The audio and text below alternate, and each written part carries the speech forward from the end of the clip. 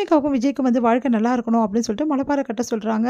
அதனால் வந்து என்ன ஆகுதுன்னா பயிர் வந்து போட்டு ஒரு சட்டியில் வந்து வச்சிடுறாங்க. அது வந்து சீக்கிரமாக ஒரு வாரத்தில் முளைச்சிடணும், அப்போ தான் வந்து இந்த கல்யாணம் நல்லபடி நடக்கும், நல்லாவும் இருப்பாங்க அப்படின்ற மாதிரி ஐதீகமாக சொல்லிடுறாங்க.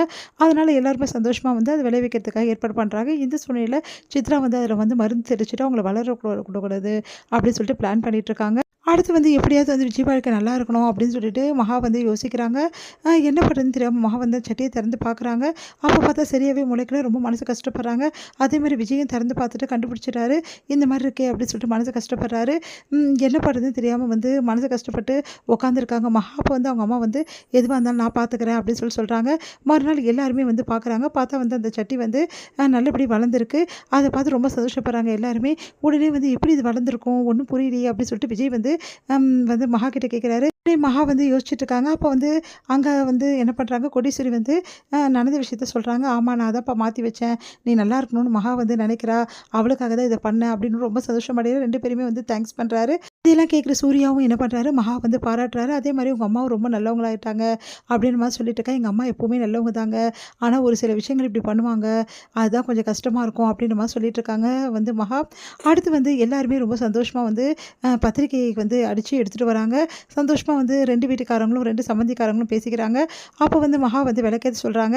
அதுக்கு முன்னாடி வந்து சித்ரா என்ன பண்ணுறாங்க, விளக்கு எரியிற இடத்துல வந்து இந்த மாதிரி வந்து எரியிற வந்து ஒரு பொருளை வந்து எடுத்து வச்சிடுறாங்க. அதனால் வந்து கலக்கி அந்த பாஸ்பரஸ் வந்து கலக்கி வச்சிடுறாங்க. அதனால் என்ன ஆகுதுன்னா கரெக்டாக வந்து பத்திரிக்கையை பக்கத்தில் வச்சுட்டு விளக்கேற்றும் போது பத்திரிக்கை வந்து அப்படியே வந்து எரிஞ்சிடுது.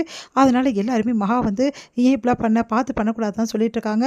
அப்போ வந்து என்ன பண்ணுறாங்க, அனாமிகாவோட அம்மா வந்து செமையாக டென்ஷன் ஆயிடுறாங்க. வேணும் தான் இந்த மகா இப்படி பண்ணா, என் பொண்ணு இந்த வீட்டுக்கு வர்றது அவளுக்கு பிடிக்கவே பிடிக்கல, அதுக்காக தான் இப்படி பண்ணிகிட்ருக்கா அப்படின்ற மாதிரி ரொம்ப மோசமாக பேசுகிறாங்க. அதுக்கு அனாமிகா அமைதியாக இருக்காங்க. என்ன அனாமிகா அமைதியாக இருக்க, இதெல்லாம் வந்து கேட்க மாட்டியா நீ, இப்படி பேசுகிறாங்களே உங்கள் அம்மா, எங்கள் அக்கா அவ்வளோ அப்படிப்பட்டவங்களா, இவ்வளோ நாள் வந்து உனக்காக தானே சப்போர்ட் பண்ணாங்க, இந்த வீட்டில் உனக்காக தானே அவங்க பேசினாங்க. பிரபா சொல்கிறாங்க, நீ சின்ன பொண்ணு, நீ அமைதியாரு, எங்களுக்கு தெரியும் பேசுறதுக்கு, வேணும்னே தான் இப்படிலாம் பண்ணியிருக்கா அந்த மகா என் பொண்ணு வர்றது இங்கே பிடிக்கல அப்படின்ற மாதிரிலாம் ரொம்ப மோசமாக வந்து மகாவையும் அவங்க அம்மாவையும் பற்றி ரொம்ப மோசமாக பேசுகிறாங்க. அவங்க அம்மாவும் அப்படி ஏமாத்தக்காரங்க, எனக்கு எல்லாத்தையும் இந்த வீட்டில் இருக்கவங்க சொல்லியிருக்காங்கன்னு சொல்கிறாங்க. அதெல்லாம் கேட்ட வந்து சூர்யா செமையாக டென்ஷன் ஆகிறாரு. இங்கே பாருங்கள், இதோட நிறுத்திக்கிங்க, இந்த மாதிரிலாம் வந்து மகா பற்றி இன்னொரு தடவை பேசுனீங்க அப்புறம் அவ்வளோதான், மகா எப்படிப்பட்டவன்னு எங்கள் வீட்டில் எல்லாருக்குமே நல்லாவே தெரியும். மகா வந்து வேணும்னு அப்படிலாம் பண்ண சான்ஸே கிடையாது. யதார்த்தமாக நடந்ததுக்கெல்லாம் நீங்கள் வந்து கதை வச்சு பேசுறது ரொம்ப பெரிய தப்பு. அதுவும் மகாவை இன்சல்ட் பண்ணி மாதிரி பேசுறது ரொம்ப பெரிய தப்பு. அப்புறம் நல்லா இருக்காது அப்படின்னு சொல்லிட்டு சூர்யா வந்து செமையாக கோவப்படுறாரு. அதை பார்த்து எல்லாம் அதிர்ச்சி அடைகிறாங்க, மகாவும் அதிர்ச்சி அடைகிறாங்க. அப்படியே வந்து கோடீஸ்வரி ரொம்ப சந்தோஷப்படுறாங்க. தான் மகளுக்காக இவ்வளோ சப்போர்ட் பண்ணுறாரு அவங்க வீட்டுக்காருன்னு சொல்லிட்டு. உடனே வந்து இல்லைப்பா, நான் அதுக்காக சொல்ல, இங்கே பாருங்கள், தெரியாமல் நடந்துக்கலாம், மகா அப்படிப்பட்டவன் சொல்கிறது முதல்ல நிறுத்துங்க, இந்த வீட்டில் உள்ளவங்க எல்லாரும் கேட்டு பாருங்கள், மகா எப்படிப்பட்டவனு தெரியும், ஏன் அவங்க பொண்ணையே கேட்டு பாருங்கன்றாரு. அதுக்கு அமைதியாக இருந்துடுறாங்க அவங்க. சரிப்பா சரிப்பா அப்படின்றாங்க. இங்கே பாருங்கள், இதுக்கப்புறம் மகாவை யாராவது எதாவது சொன்னீங்கன்னா நல்லா இருக்காது, இந்த கல்யாணம் நடக்கும், அதுக்காக வந்து எந்த வந்து பிரச்சனை ஆனதாலும் சரி, என் தம்பி நல்லா இருக்கணும், இந்த கல்யாணத்தை நான் கண்டிப்பாக பண்ணுவேன் அப்படின்னு சொல்லிடுறாரு.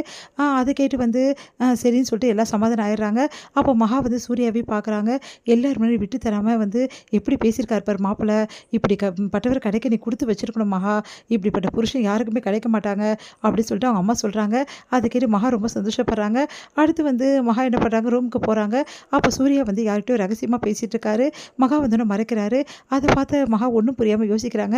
என்னங்க இப்படி பண்ணுறீங்க, நான் உங்கள் ஆஃபீஸ் விஷயத்தை எடுத்துன்னு போயிட்டு வேறு ஆஃபீஸில் சொல்ல போகிறேன், எதுக்கு இப்படிலாம் பேசுகிறீங்கன்றாங்க. சூர்யா வந்து இன்னொரு பொண்ணுக்கிட்ட பேசிகிட்டு இருக்காரு.